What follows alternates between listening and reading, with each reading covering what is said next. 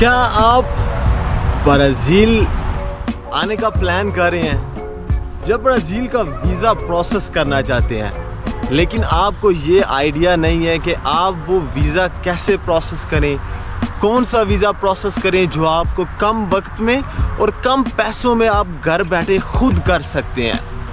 क्या इस सब के लिए किसी एजेंट के पास जाना ज़रूरी है और कौन से डॉक्यूमेंट्स और क्या रिक्वायरमेंट है उस वीज़े की?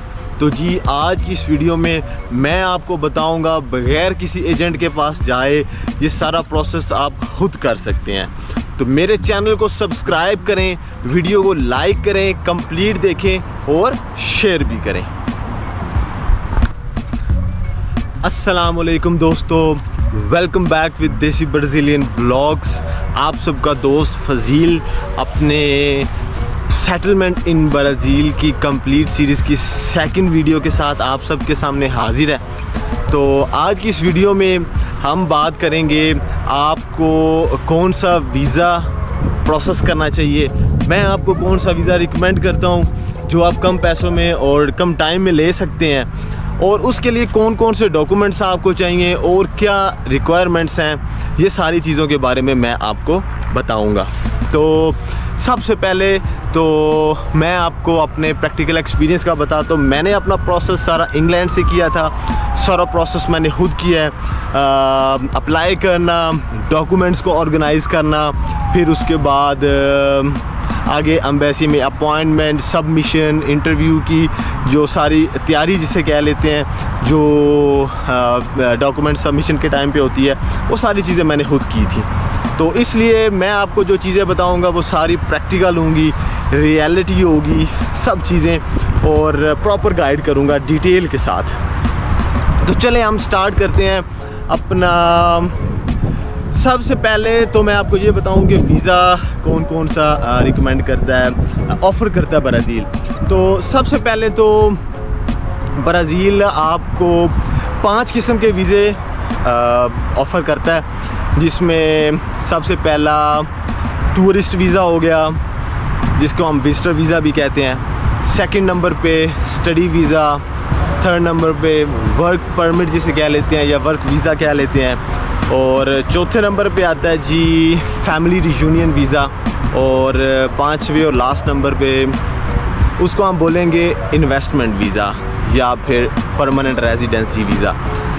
अच्छा, मैं आपको जो वीज़ा रिकमेंड करूँगा वो वीज़ा होगा tourist visa mean visitor visa, क्योंकि इसकी 2 रीज़न है। फ़र्स्ट ऑफ़ ऑल ये कि ये एक तो आपको सस्ता मिलता है, जिसकी आपको सिर्फ एम्बेसी में $80 फ़ी पे करनी होती है।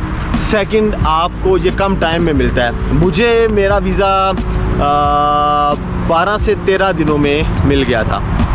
तो इसलिए इसका जो अगर टाइम को देखा जाए डिफरेंट कंट्रीज़ में, तो 10 से 12 मैक्सिमम 2 वीक्स लाइक 14 दिनों में आपको ये मिल जाता है। अच्छा, तो मैं बात कर रहा था कि वीज़े रिकमेंडेशन के बारे में। तो टूरिस्ट वीज़ा ही रिकमेंड करूँगा 2 रीज़न की वजह से, वो मैंने आपको बता दी हैं। अब मैं स्टडी वीज़ा क्यों नहीं रिकमेंड करता? अच्छा, उसकी सबसे बड़ी वजह ये कि ये कंट्री सेटलमेंट के लिए आपके लिए बहुत आसान है, क्योंकि आपने जब सेटलमेंट करनी है अपनी, करने के बाद उसके बाद किसी और कंट्री मूव कर जाना है। उसकी वजह यह है कि यहाँ पे आप बहुत ज़्यादा पैसा लाइक किसी जगह पे जॉब करके ऐसे नहीं आप अर्न कर सकते। सैलरीज लाइक वेजेस कम है, और अगर आप कोई बिज़नेस अपना स्टार्ट करते हैं तो फिर डेफिनेटली आप अच्छी अमाउंट को अर्न कर सकते हैं, क्योंकि बहुत ज़्यादा लोग यहाँ पे ऐसे कर रहे हैं। तो स्टडी वीज़ा लैंग्वेज पोर्चुगीज़ है, लैंग्वेज बैरियर की वजह से मैं रिकमेंड नहीं करूँगा कि आपको पोर्चुगीज़ में आपके स्टडी करना पड़ेगा। आपको इंग्लिश कोर्सेज बहुत कम मिलेंगे, और लेकिन आप इस प्रोसेस के थ्रू खुद को सेटल यहाँ कर सकते हैं। अच्छा, जो तीसरे नंबर पे आता है वर्क परमिट वीज़ा। अच्छा, वर्क परमिट का जैसे मैंने बताया यहाँ पे सैलरीज़ लाइक वेजेस इतनी अच्छी नहीं है, तो मैं वर्क परमिट भी नहीं रिकमेंड करूँगा। हाँ, अगर आपको पोर्चुगीज़ लैंग्वेज आती है, आपके पास टाइम है, लाइक मैं कहता हूँ कि आप टाइम वेस्ट कर सकते हैं यहाँ पे आके। वेस्ट तो नहीं बोलूँगा, लाइक यूटिलाइज़ कर सकते हैं, क्योंकि एक तरफ से आप इधर तो इंटर हो जाएंगे, और आप अपनी सेटलमेंट भी करने लग जाएंगे, मतलब कि उसका प्रोसेस स्टार्ट कर लेंगे, तो उससे आपको फ़ायदा हो जाता है, तो टाइम वेस्ट नहीं होगा। अच्छा, इसमें सैलरीज़ कम है, वर्क परमिट मैं इसलिए नहीं रिकमेंड करूँगा, और प्रोसेस लेंथी है। पहले आप किसी कंपनी से लाइक जॉब ऑफ़र लें और फिर आप सारा प्रोसेस करें और फिर आप यहाँ पे आएँ। अच्छा, अब आ गया जो चौथे नंबर पे वीज़ा है, फैमिली रियूनियन वीज़ा जिसे बोलते हैं। अच्छा, ये 2 बंदों के लिए होता है। पहला वो बंदा जिसकी शादी किसी ब्राज़ीलियन वुमेन के साथ हो जाए और वो उस मैरिज की बेस पे यहाँ पे आ सकता है, और सेम उसी में ही अगर यहाँ पे ब्राज़ीलियन कोई गर्लफ्रेंड लाइक जिसे यहाँ पे सिविल पार्टनरशिप या सिविल रिलेशन बोला जाता है वो है, तो उसकी बेस पे भी वो यहाँ आ सकता है। अच्छा, उसके अलावा अगर किसी का बेबी की बर्थ यहाँ हो गई है और लाइक बेबी बर्थ की बेस पे वो यहाँ पे आ सकता है और बहुत जल्दी सेटल हो सकता है। अच्छा, उसके अलावा जो लास्ट वाला ऑप्शन है वो है इन्वेस्टमेंट का वीज़ा। अच्छा, वो डायरेक्टली आप पीआर में मूव करते हैं, लेकिन उसके लिए इन्वेस्टमेंट काफ़ी ज़्यादा चाहिए होगी, like more than 2 crore Pakistani, और आप इसको देख लें तकरीबन 1 लाख $US आपको इन्वेस्ट करने पड़ेंगे, तब उसकी बेस पे आपको अपनी कंपनी लाइक बना के उस पर आप इन्वेस्ट करेंगे, और फिर वो सारे डॉक्यूमेंटेशन का करना लाइक ये बहुत कॉम्प्लिकेटेड और एक लॉन्ग काम हो जाता है, इसलिए मैं ये नहीं रिकमेंड करूँगा आपको। अच्छा जी, अब मूव करते हैं हम अपने नेक्स्ट जो एक सबसे इम्पोर्टेंट पार्ट है, उसमें लाइक आपको डॉक्यूमेंट्स क्या चाहिए, रिक्वायरमेंट्स क्या एम्बेसीज़ की, और वो डॉक्यूमेंट्स कितने डिफ़िकल्ट हैं या उनको कितनी आसानी से आप अरेंज कर सकते हैं। तो सबसे पहले तो मैं आपको ये बताऊं कि कंट्री टू कंट्री वैरी करता है वीज़ा का टाइम ड्यूरेशन, कि कितने टाइम में मिलेगा, और डॉक्यूमेंट्स आपको कौन कौन से चाहिए। चलिए, सबसे पहले मैं आपको इंग्लैंड का ना एक ब्रीफ सा ओवरव्यू देता हूँ शॉर्ट सा करके, कि मैंने उधर से किया। एक तो 10 से 12 दिनों में मुझे वीज़ा मिला, एक बात। सेकंड, उसमें जो बैंक स्टेटमेंट थी वो मुझे 3 मंथ्स की रिक्वायर्ड थी, ये डिफरेंस था। ऑन द अदर साइड, अगर मैं अब इंडिया और पाकिस्तान की बात करूं तो उनके लिए डॉक्यूमेंट्स थोड़े डिफरेंट चाहिए होंगे, टाइम में भी ज़्यादा लग सकता हो अपॉइंटमेंट बुक करने में या वीज़ा रिसीव करने में, तो और कुछ एडिशनल डॉक्यूमेंट भी शायद आपको साथ देने पड़े। तो अभी आप ना, मैं ये स्क्रीन पे आपको इंडिया के जो डॉक्यूमेंट्स चाहिए, इंडिया से अगर कोई अप्लाई करना चाहता है तो उसके लिए वो ये वीडियो में आपको नज़र आ जाएगी, ये स्क्रीन के ऊपर जो डॉक्यूमेंट्स की रिक्वायरमेंट है। ऑन दी अदर साइड इसके बाद फिर ये पाकिस्तान की मैं चला दूँगा, एक जो डॉक्यूमेंट्स लिस्ट है आपको वो भी नज़र आने लग जाएगी, ये भी स्क्रीन पे नज़र आ रही होगी। अच्छा, फिर उसके बाद जो लोग किसी और कंट्री से अगर अप्लाई करना चाहते हैं तो उनके लिए मैं लिंक डिस्क्रिप्शन में दे दूंगा, जिसमें आप अपने कंट्री को सिलेक्ट करके और अपने डॉक्यूमेंट्स और सारा प्रोसेस खुद देख सकते हैं। अच्छा, अब बात करते हैं हम डॉक्यूमेंट्स की। तो डॉक्यूमेंट्स यार इतने मुश्किल नहीं है कि आप बहुत डिफ़िकल्ट है यार अरेंज करने, मेरे से नहीं होंगे, मैं खुद अप्लाई नहीं कर सकता, किसी एजेंट की सपोर्ट लेनी पड़ेगी, दिस एंड दैट।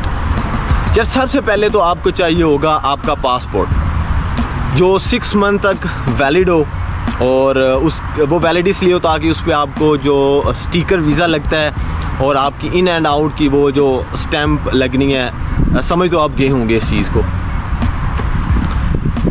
अच्छा, 2-3 पेज इसलिए खाली होने चाहिए ना।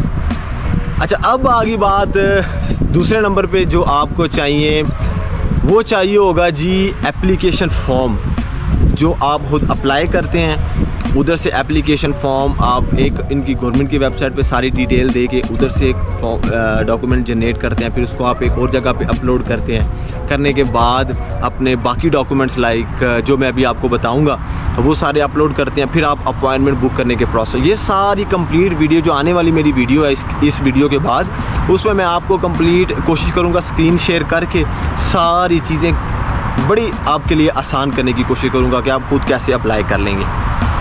अच्छा, वो एप्लीकेशन फॉर्म चाहिए होगा कंप्लीट। 3rd नंबर पे आपकी चाहिए होंगी जी आपकी फ़ोटोज़, पासपोर्ट साइज फ़ोटो होती है वाइट विद वाइट बैकग्राउंड, कोई और बैकग्राउंड नहीं चाहिए, लाइक ब्लू या कोई और वाइट बैकग्राउंड ही चाहिए होगा। अच्छा, फिर उसके बाद जब आप चौथे नंबर पे आते हैं तो आपको चाहिए होगी जो फ़्लाइट टिकट है ना आने और जाने की, उसकी रिज़र्वेशन चाहिए होगी।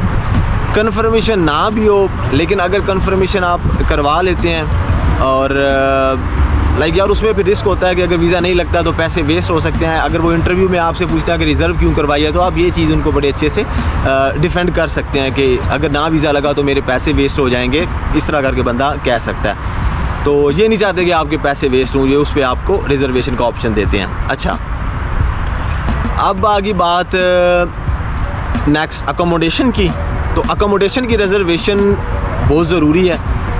वो डॉक्यूमेंट में लेते हैं कि क्या आप जब आपका वीज़ा लग जाता है तो ब्राज़ील में आपने कहाँ पे रहने का प्लान किया है, उसमें आपने कैसे उसको रिज़र्व करवाई है वो जगह, उसके लिए कितने पैसे हैं, और आपकी बैंक स्टेटमेंट के साथ वो कंपेयर करते हैं, वो सारे एक्सपेंस को देखते हैं। तो रिज़र्वेशन करवाना भी ज़रूरी है।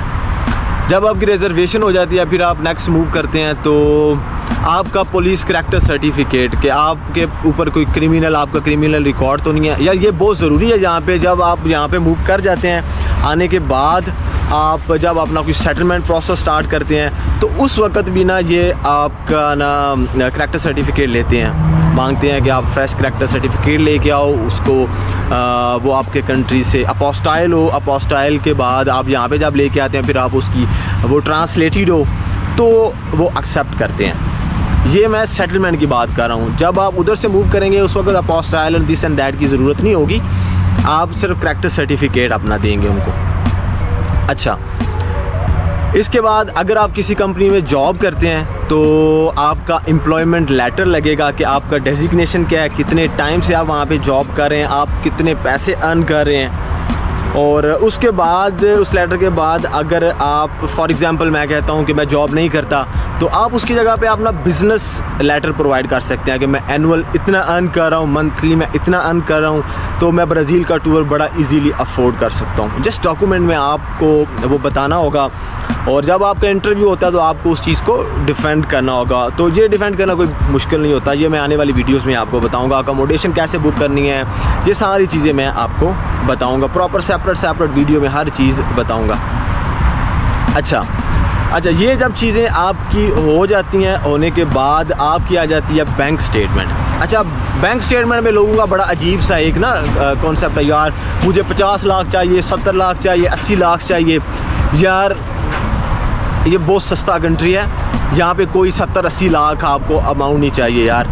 आपके अकाउंट, इनकी जो रिक्वायरमेंट है वो है 2000 से 3000 US डॉलर आपके अकाउंट में हैं तो आप एलिजिबल हैं वीज़ा करने के लिए। लाइक आप जो उनकी रिक्वायरमेंट है वो पूरी कर रहे हैं। अच्छा, अब 2000-3000 को आप अभी खुद कन्वर्ट कर लें, क्या रेट चल रहा है आपके पास। पाकिस्तान के हिसाब से देखा जाए तो अराउंड 9 लाख to 10 लाख इसके राउंड अबाउट आपकी होती है। अगर इससे ज़्यादा आप कर लेते हैं फॉर एग्जांपल बैंक में शो, तो वो एक प्लस पॉइंट बन जाता है, आपका वीज़ा फाइल स्ट्रॉन्ग हो जाती है तो वीज़ा अप्रूवल के चांसेस ज़्यादा होते हैं। लेकिन अगर आप 9 लाख 2000 या 3000 डॉलर अगर आप शो करवाते हैं सिर्फ, और अपने जो एक्सपेंसेस है और ट्रैवल ड्यूरेशन, फॉर एग्जांपल मैं कहता हूँ मैं जस्ट 1 वीक के लिए टूर कर रहा हूँ, इस जगह पे सस्ती सी अकोमोडेशन बुक करते हैं तो उस हिसाब से आप उसको अच्छे से डिफेंड कर लेते हैं। अच्छा, ये सारी चीज़ें आपके डॉक्यूमेंट्स हैं जो सिर्फ आपको चाहिए। अगर आप सिंगल ट्रैवल कर रहे हैं तो ये डॉक्यूमेंट है, अगर आप फैमिली के साथ ट्रैवल करते हैं तो फिर आपका जो होता है मैरिज सर्टिफिकेट, वो सारी चीज़ें लगेंगी, मिसेज़ की बैंक स्टेटमेंट लगेगी, और इस तरह करके ना वो दोनों बंदों के सेम डॉक्यूमेंट्स लगेंगे, सेम अमाउंट चाहिए होगी, तब आप अप्लाई कर सकते हैं। अगर आप सिंगल करते हैं तो भी इजी है, ख़ुद अपना प्रोसेस ऑनलाइन कर सकते हैं। फैमिली के साथ करें तो एडिशनल डॉक्यूमेंट्स आपको करने पड़ेंगे। अगर आपके साथ कोई बच्चा है तो फिर आपके लिए अमाउंट बैंक स्टेटमेंट में ज़्यादा शो करवानी पड़ेगी, और आपको एक सर्टिफिकेट बनवाना पड़ेगा जिसको बोलते हैं बच्चे के लिए ना, बच्चे की लाइक ट्रैवल को अलाउ करना कि वो अपने माँ के साथ ट्रैवल कर सकता है, बाप के साथ कर सकता है, या दोनों के साथ कर सकता है। तो एक लेटर बनेगा, उसके ऊपर पेरेंट्स की तरफ से, दोनों की तरफ से, माँ बाप की तरफ से सिग्नेचर होंगे और आप वो एक डॉक्यूमेंट भी आपको साथ प्रोवाइड करना पड़ता है। तो ये सिर्फ डॉक्यूमेंट हैं, आप इसको देखें, वीडियो को गौर से सारे डॉक्यूमेंट्स को समझें। ये सारी चीज़ें रिजर्वेशन है, कोई पैसा दे के आपने नहीं बनवानी, सिर्फ एक पासपोर्ट आपका बनेगा और उसके बाद आपकी एक बैंक स्टेटमेंट जो आपको अरेंज करना पड़ेगी, बस। उसके अलावा जो टूरिस्ट वीज़ा की फ़ी है वो $80 है। तो बड़ी आसानी से आप 21 से 22 हज़ार पाकिस्तानी बनते हैं, तो बड़ी आसानी से आप कर सकते हैं। ये सारी चीज़ें मैंने अभी आपको इस वीडियो में कंप्लीट बता दी हैं। अगर आपके पास माइंड में कोई कन्फ्यूजन आती है, कोई क्वेश्चन आता है, तो आप कमेंट सेक्शन में पूछ सकते हैं, मैं आपके कमेंट सेक्शन में आंसर करूँगा। अगर आप व्हाट्सएप पे मेरे से बात करना चाहते हैं, वो नंबर भी मैं आपको डिस्क्रिप्शन में मेरा मेंशन होगा, वहाँ से भी आप बात कर सकते हैं। तो ये सारी चीज़ें हैं, बड़ा आसान प्रोसेस है, आप बड़े आसानी से कर सकते हैं, किसी एजेंट के पास जाने की ज़रूरत नहीं है आपको। तो इस सब के साथ मैं अपनी वीडियो को आज कंप्लीट करता हूँ। ये मेरी कंप्लीट सीरीज़ की सेकंड वीडियो है, तो आप इसको कंप्लीट देखें, मेरे चैनल को सब्सक्राइब करें और शेयर भी करें। तो आने वाली वीडियो में आप अप्लाई कैसे कर सकते हैं, वेबसाइट्स और सारे लिंक्स, वो सारी चीज़ें मैं आपको बताऊंगा और आपके लिए जितनी आसानी मेरे से हो सकती हुई मैं वो करूंगा। तो चले मिलते हैं नेक्स्ट वीडियो में, तब तक के लिए खुदा हाफिज़।